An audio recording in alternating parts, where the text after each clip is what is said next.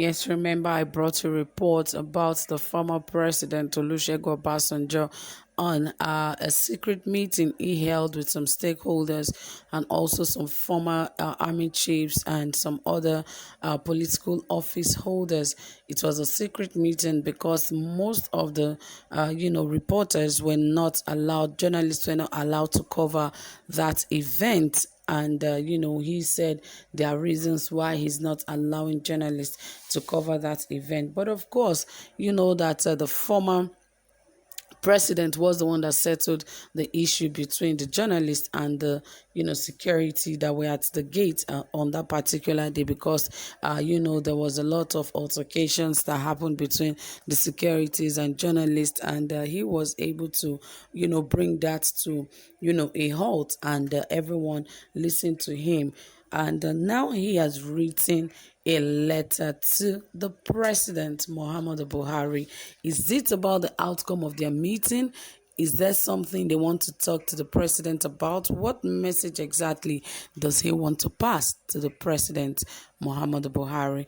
Well, guys, I'll bring you more details, but please ensure you subscribe, give this video a thumbs up, turn on the notification bell, ensure you like and also share our video. And don't forget, this is Saffron Media, and we are here to give you the best, the most trending, exciting, reliable, and authentic happenings in Nigeria, especially in the area of politics and many more. So ensure you stay tuned, relax, enjoy, and get the best right from here. Yes, guys, without a further ado, let us dive right into the details of this report. Let's see what the president has to say to the ex-president has to say to the president, Muhammadu Buhari. Yes, former President Olusegun Obasanjo of the former has written an open letter to the president, Muhammadu Buhari, about the current state of the nation. Obasanjo urged Buhari's government to come to terms to the level of insecurity, herdsmen crisis in the country, and take decisive decisions before it is too late. The former president cited 4 calamities waiting to happen if Buhari's government failed to act immediately. These include letting Nigeria fall into the hands of suspected criminals, reprisal attacks on Fulanese, attacks on other ethnic groups, as well as series of uprisings in sections of the country. He lamented that Boko Haram has continued to plague the country for over a decade, 6 years of which Buhari has been in power, adding that it was wrong to assume the war against insurgency was being won.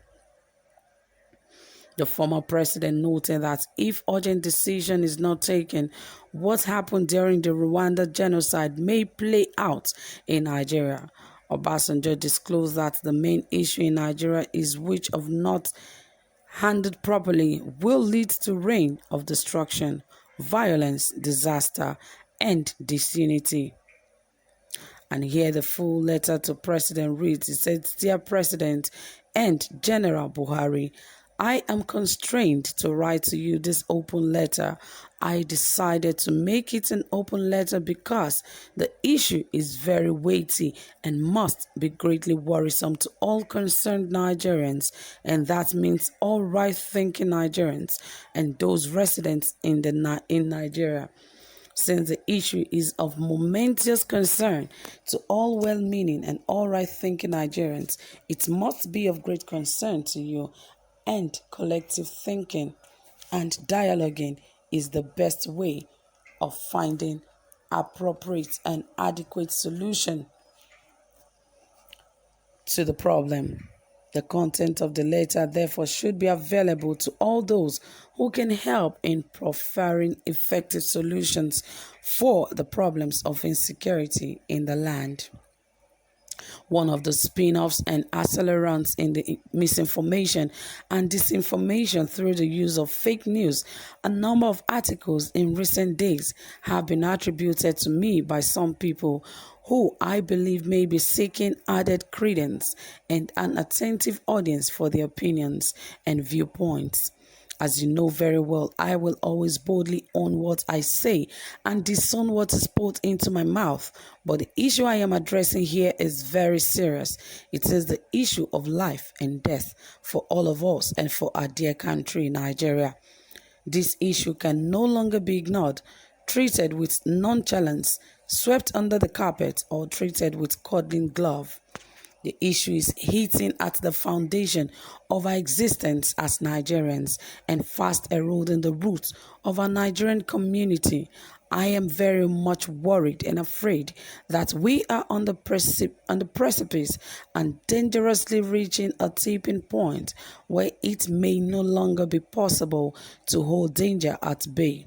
Without being immodest, as a Nigerian who still bears the scar of the Nigerian civil war on my body, and with a son who bears the scar of fighting Boko Haram on his body, you can understand, I hope, why I am so concerned when people are desperate and feel that they cannot have confidence in the ability of government to provide security for their lives and properties. They will take recourse to anything and everything that can guarantee that security individually and collectively. For over 10 years, for 4 of which you have been the captain of the ship, Boko Haram has menacingly ravaged the land, and in spite of government's claim of victory over Boko Haram, the potency and activities of Boko Haram, where they are active, remained undiminished, putting light to government's claim. The recent explanation of the Chief of Army Staff for non-victory due to lack of commitment and lack of motivation on the part of troops bordering on sabotage speak for itself.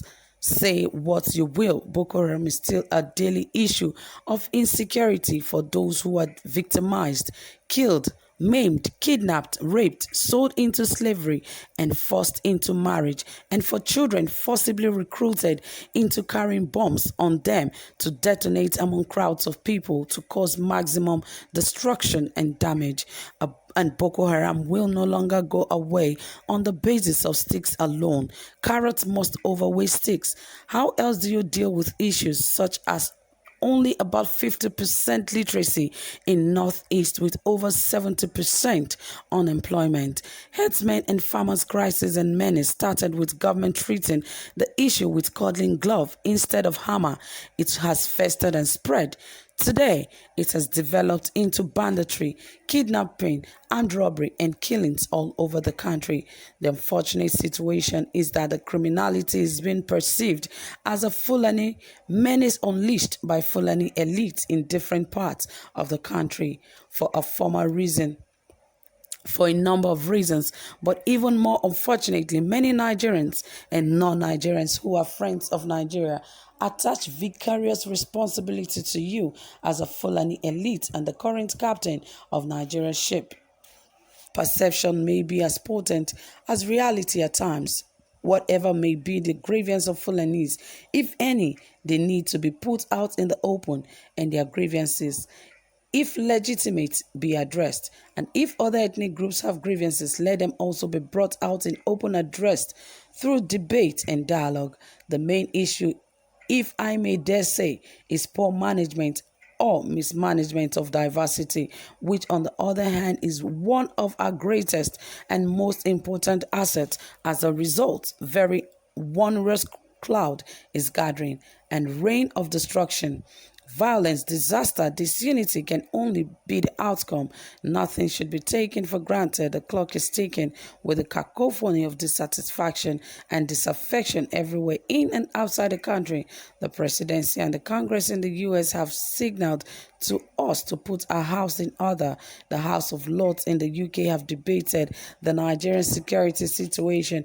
We must understand and appreciate the significance, implication, and likely consequences of such concerns and deliberations.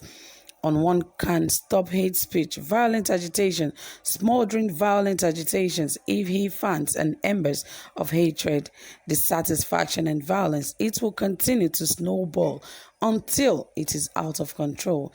A stitch in time saves 9, goes the old wise saying. With the death of Funke Fashoranti's daughter, some sympathetic Nigerians group are saying enough is enough. Professor Anya, a distinguished Nigerian merit laureate, has this to say: we can no longer